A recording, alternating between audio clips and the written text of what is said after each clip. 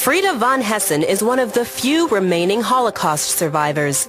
At age 92, she can still vividly recount the frightening years that stole her freedom, her dignity, and her career as an opera singer. When I was 6 years old already, I had what they call a beautiful voice, more noticeable than the other children, and I had always that desire to become a singer. Hers was a happy childhood.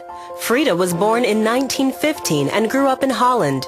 The only daughter of affluent parents, Frida's father was an official in the Dutch army.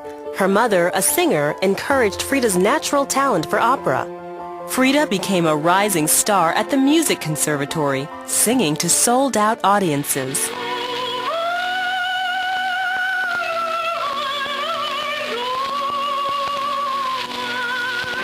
The Van Hessens were Jewish, but gave little attention to Jewish holidays or education.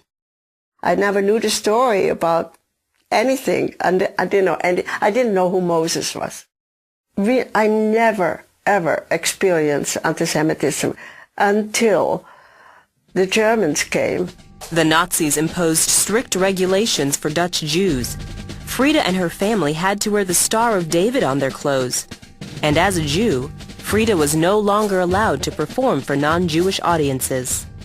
I had a dream about big black birds flying over our house, and I never knew what that meant. Of course, it was an icky dream, let's say it that way, and not very pleasant. In May of 1940, German bombs landed in the Netherlands for the first time. Overnight, Frida's life changed from that of a concert performer to a fugitive who would be on the run for the next 4 years. In the middle of the night, all of a sudden, my brother was standing at my bedside and shaking me, and he said, "Frida, wake up, we are in war." When we looked what was happening, those big black birds that I had been dreaming about, they came straight over our house.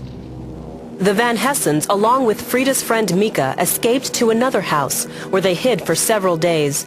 Frida's parents were in a different room when a car stopped in front of the house. And so when I peeked behind the curtain to see what it was, I saw this gigantic black limousine, and I saw the German soldiers with the bayonet standing next to it. And I said, "Oh my God," I said, "Mika," I said, "there's trouble, you know." The Nazis captured Frida's parents, but didn't find Frida or her friend. Frida didn't know it at the time, but her parents were led to Auschwitz, the most notorious death camp where over 1 million Jews were murdered at the hand of the Nazis. The last time I saw my parents with the bayonet in the back, passing by my window, they never looked up. They were terrified to betray us, I'm sure. So they looked straight forward. And then, of course, then I collapsed and I screamed. I just lost it totally. From that day until the war ended, Frida and Mika lived in terror. They hid in 8 different locations provided by sympathetic non-Jews. Whenever they suspected discovery, they ran to another hiding place. The most fearful part of the whole thing was actually that we were 24 hours not knowing what is going to happen next. Like we were always whispering. We couldn't trust anybody. You know, you couldn't even trust family. You never knew. It could come from any side. Did you ever just feel like giving up? No. Actually, I did my exercises. I had an itsy tiny little bit of a lipstick, like a sample. I put some lipstick on every day. I did my ballerina exercises. And I wanted to look very pretty when the war was over, that I was knowing that I was going to be Frida. And I always said, if they want me, they have to kill me because they can't get me alive. For 4.5 years, Frida fought to survive.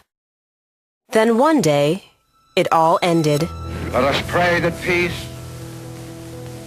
be now restored to the world and that God will preserve it always. These proceedings are closed. We were just all of a sudden told that the war was over. You know, when the bomb came on Japan, There was just a total rejoicing. The flags went up. The people were dancing in the street. Everybody went crazy because there was peace, okay? But we were so afraid. We had been so long in this one room that when we were out and we had no roof over our head, right? But I was so petrified to look up. I was afraid of the sky. I was afraid of the stars. I was just so scared. It was so big. And so, I mean, I guess that's how people feel that are lifetime in prison or something like that. It was very strange to be able to buy things and to go places. It was just a miracle. Did you ever think you'd live to see that day? No, it's something very hard to describe, you know, when you have been so void of everything, void of associations, and void of food, and void of liberty, void of my own art. I mean, I had lost totally my memory where it came to my music. It took years for Frida to pick up the pieces of her life. Nearly all of the people and places she knew were gone. 6 million Jews had been killed. This rubble was all that remained of Frida's home. And from this family photo, only 5 members, including Frida, survived the Holocaust. Canadian soldiers were stationed in the area, and Frida caught the eye of one young Christian man, Keith Saunders. I thought he was handsome. Also thought he was very arrogant. The two married and planned to move to Canada. That's when Frida's uncle made a strange suggestion. He started saying to me that I should become a Christian. And it really blew my mind. So I told him, I said, what are you talking about?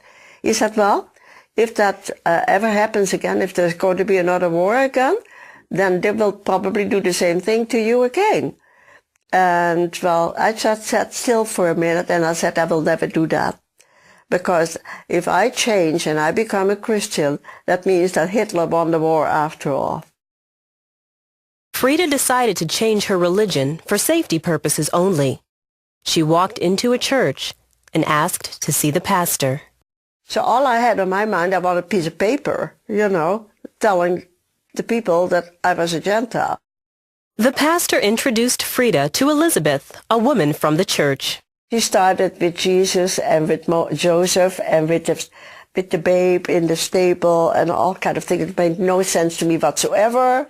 And I thought she'd lost it. And I said, actually, I told her, I said, I thought you were an intelligent person. How can you believe all this nonsense?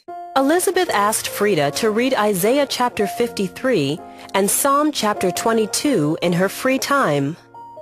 And so I kept reading, and then I came to the 16th verse, and there it says, the second half, it says, they pierced my hand and my feet. And I just let out one big yell, ah, that's Jesus! I was all alone in a little room. There was nobody there to twist my arm. Boom, I just saw that was Jesus. I sat down and I said, how could I have lived like that all these years without that? It's like coming out of a dark hole into the light. I never knew that he was called the light of the world. I knew nothing. Then I went to Isaiah 53 and just like that, I understood every word. So I called, Elizabeth, who she raced over. And then we went over Isaiah 53 at the 22nd time, and she expounded to me more what it all meant and so. And that, I was just instantly saved, just like that. That was over 60 years ago. These days, Frida spends her time creating beautiful paintings and tapestries. She's also the only woman I've met over 90 with her own blog. I have a blog now. I don't know what it means, but I have it, you know. Frida says that she forgave the Nazis a long time ago. Her prayer now is for the Lord to use her experiences in life to share the power of His transforming love. Then I went for the first time to Israel in '87. That's all I asked the Lord, that to be a servant, you know. And so He has answered my prayer. He has made me a servant. telling people about all the miracles that he has done and is still doing.